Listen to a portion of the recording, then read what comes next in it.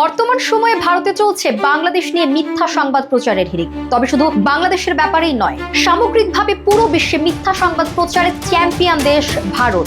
এমন তথ্য জানিয়েছে বিশ্বের দুটি নামকরা প্রতিষ্ঠান স্ট্যাটিস্টা এবং মাইক্রোসফট।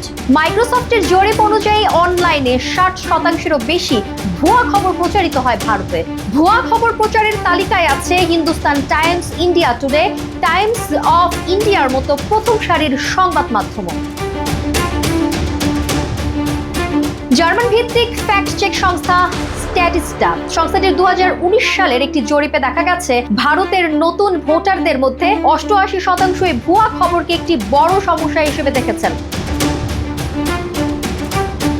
সংস্থাটির 2019 সালের একটি জরিপে দেখা গেছে ভারতের নতুন ভোটারদের মধ্যে 88%-ই ভুয়া খবরকে একটি বড় সমস্যা হিসেবে দেখেছেন। তবে ভারতীয় রাজনীতিতে মিথ্যা তথ্যের ব্যবহার নতুন কিছু নয়, কিন্তু বর্তমান সময়েও ভারতের প্রিন্ট, টেলিভিশন, মিডিয়া এবং সামাজিক যোগাযোগ মাধ্যমে যাচাইবিহীন তথ্য সহজেই ছড়িয়ে পড়ছে, যা নিয়ে উদ্বেগ জানায় সংস্থাটি।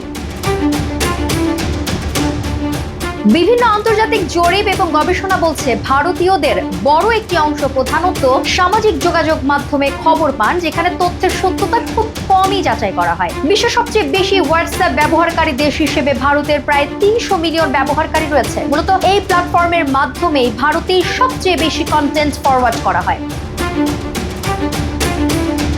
তবে দুঃখজনক বিষয় হলো বেশিরভাগ ভারতীয় পরিবারের বা বন্ধুদের কাছ থেকে পাওয়া বার্তার উপর অন্ধভাবে বিশ্বাস করেন। ফলস্বরূপ যাচাই ছাড়াই বার্তা ফরওয়ার্ড করা হয়, যা সামাজিক ক্ষেত্রে মিথ্যা তথ্য আরও দ্রুত ছড়িয়ে দেয়।